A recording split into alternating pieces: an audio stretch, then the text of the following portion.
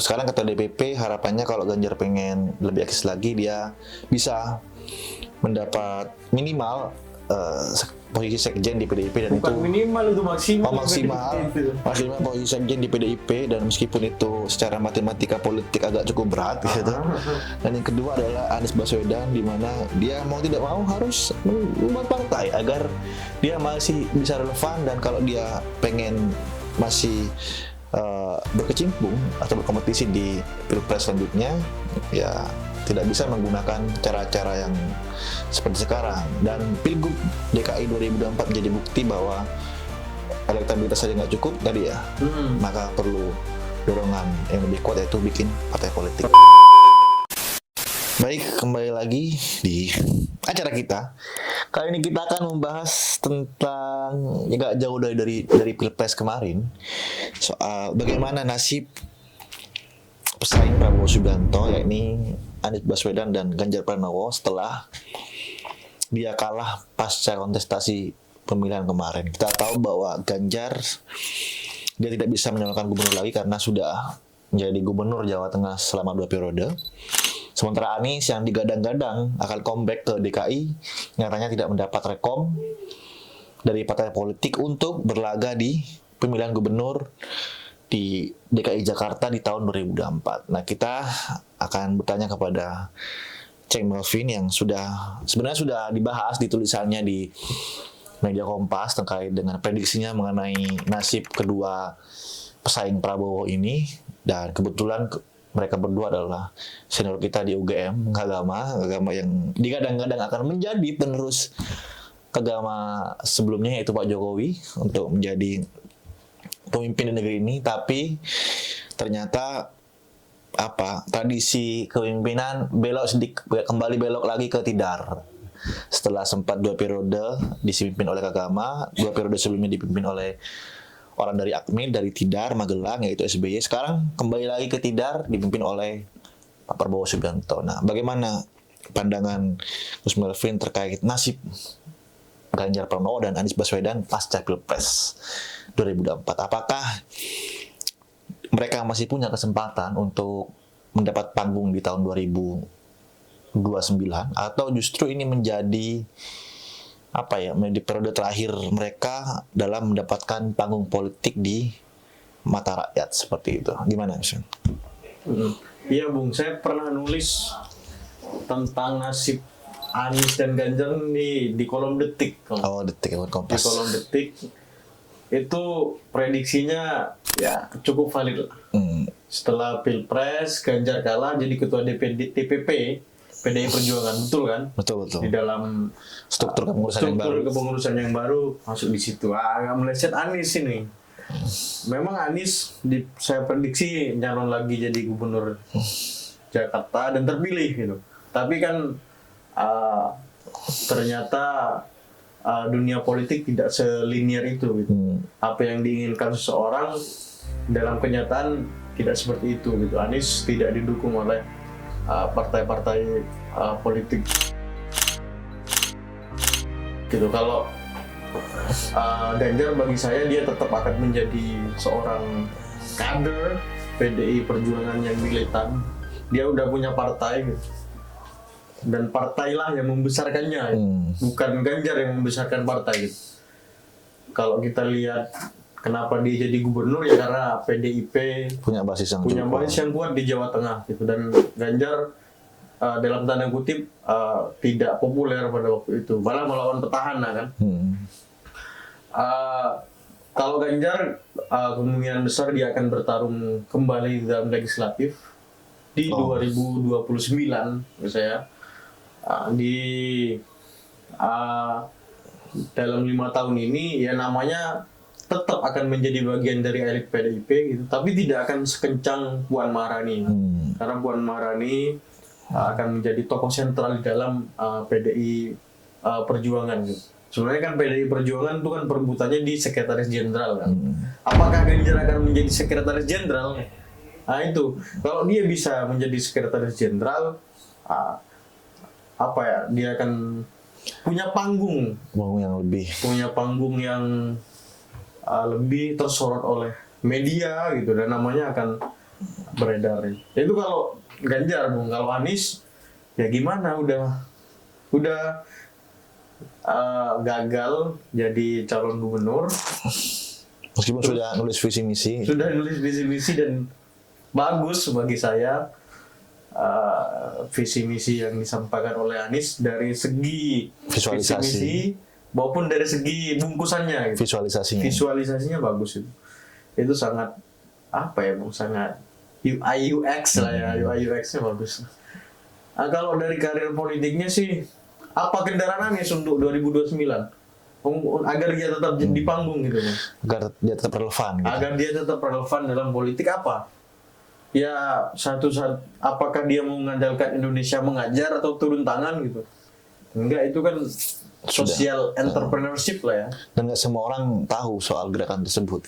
Dan ya masa tiap minggu TV mau menayangkan itu gitu. Tiap minggu atau tiap bulan lah kan, enggak kan. Kegiatan-kegiatan Anies kan harus ada judul Anies nih sebagai apa. Iya. Satu-satunya judul bagi saya Bung, ya harus bikin partai politik baru. Dan bikin partai politik tuh nggak murah dan nggak semudah itu.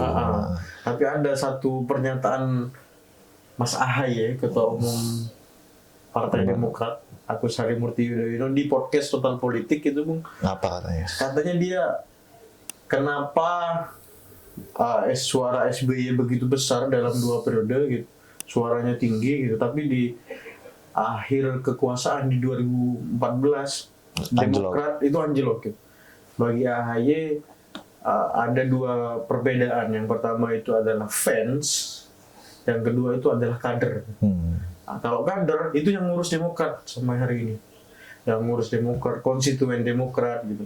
Nah, kalau fans itu yang dia milih Ketokohan. milih tokoh. Bisa jadi yang 25%, 26 ya, 26% yang milih Anies di Pilpres 2024 kemarin itu nggak semuanya kader Anies. Iya, karena suka doang sama Anies. Suka doang, atau memang nggak suka Ganjar, nggak suka Prabowo, jadinya Melebur dalam 26% itu. Ada yang kader PKS, ada yang simpatisan PKB mungkin ya, dan orang yang memang suka dengan model kepemimpinan Anies seperti itu. Iya, bisa jadi itu lebih banyak fansnya ketimbang kader Anies.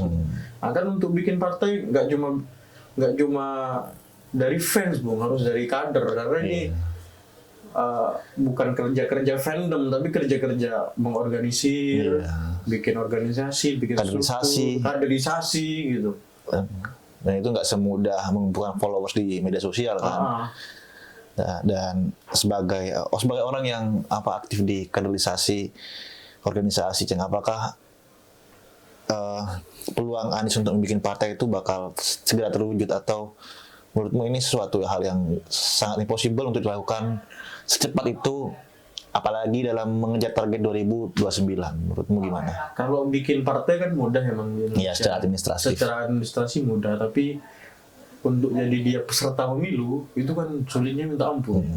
Belum menang ya, belum masuk parlemen ya, belum lolos parlemen, tapi untuk jadi peserta pemilu sulitnya minta ampun.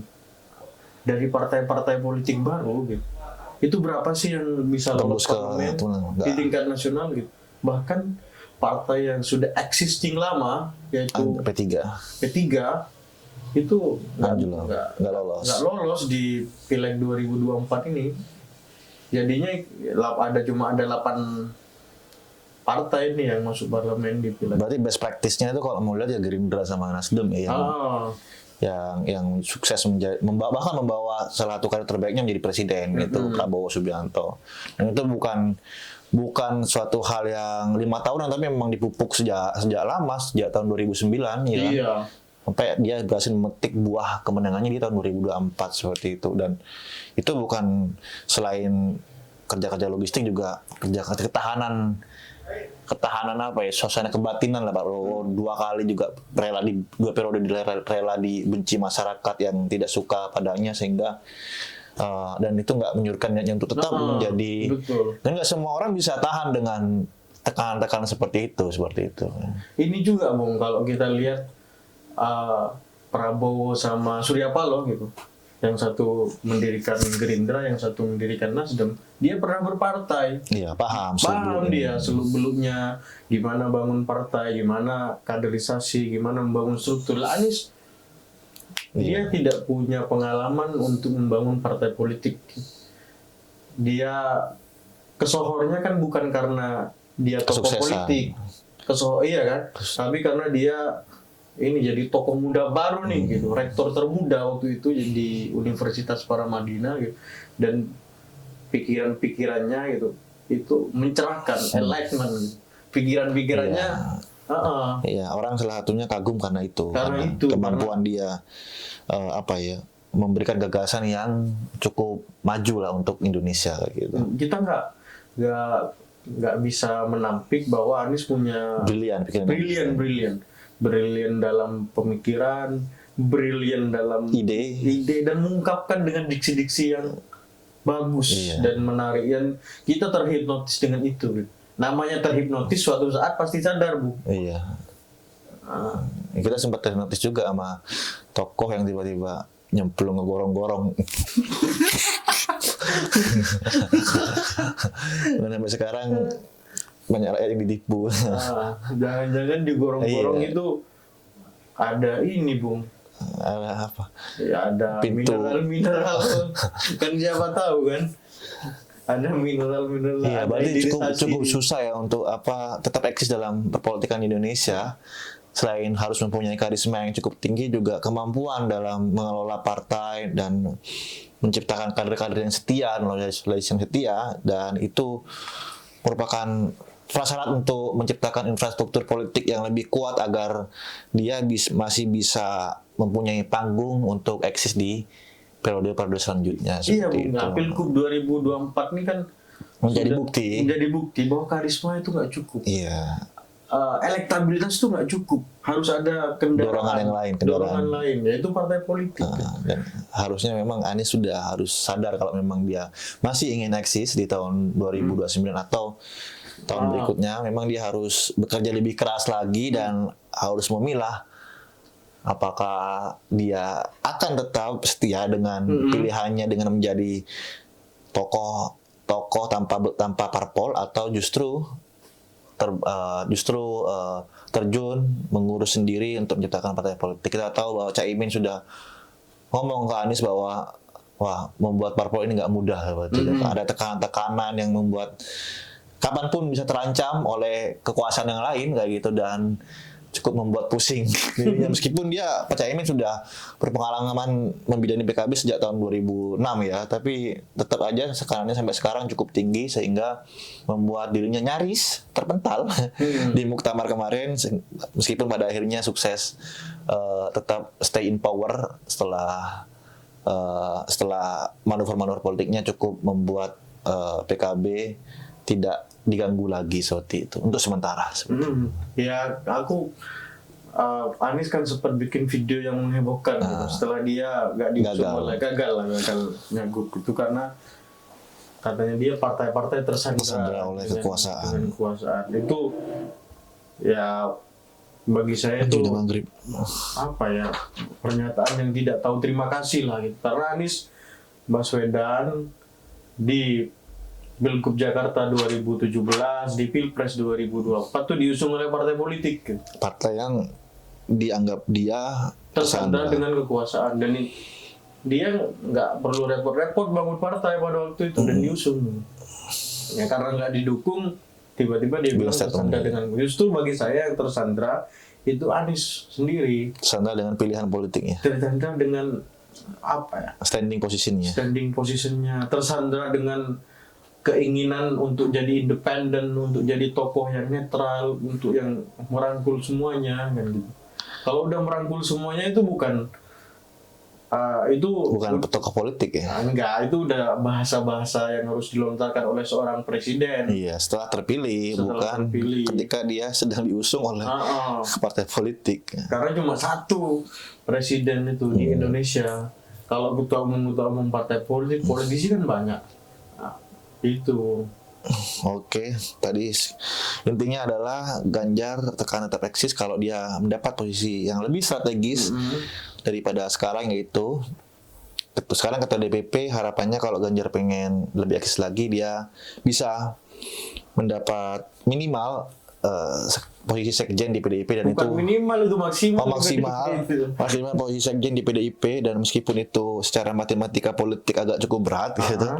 Dan yang kedua adalah Anies Baswedan, di mana dia mau tidak mau harus membuat partai agar dia masih bisa relevan, dan kalau dia pengen masih berkecimpung atau berkompetisi di Pilpres selanjutnya, ya tidak bisa menggunakan cara-cara yang seperti sekarang. Dan Pilgub DKI 2024 menjadi bukti bahwa elektabilitas saja nggak cukup tadi ya.